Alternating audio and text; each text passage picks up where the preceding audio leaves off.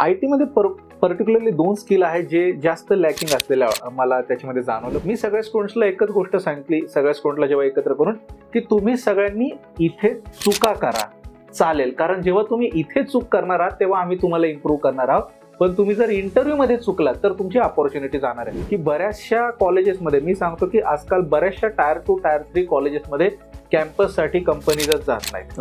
Corona नंतर हे तर चित्र अजूनच जास्त थोडंसं भयावह झालेलं आहे. अगदी मी म्हणेल जे सो कॉल्ड ब्रँडेड इन्स्टिट्यूट किंवा ब्रँडेड कॉलेजेस आहेत, मी नावं नाही घेत कुठलीच, पण तिथे सुद्धा कॅम्पसचा जो सिनारिओ आहे, कॉलेज कॅम्पसचा, तो बऱ्यापैकी डळमळीत झालेला आहे. कारण कसं IT चा जो कुठलाही जॉब आहे त्याच्यासाठी बेसिक रिक्वायरमेंट असते की ग्रॅज्युएशन कम्प्लीट पाहिजे.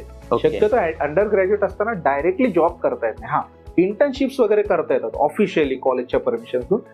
तशा इंटर्नशिपही पेड इंटर्नशिप असतात, ते म्हणजे कंपनी स्टुडंट्सला काही पेमेंट सुद्धा त्यासाठी देते, स्टायपेंड त्याला आपण म्हणतो. तर तेही कॉलेजची परमिशन घेऊन करता येतात.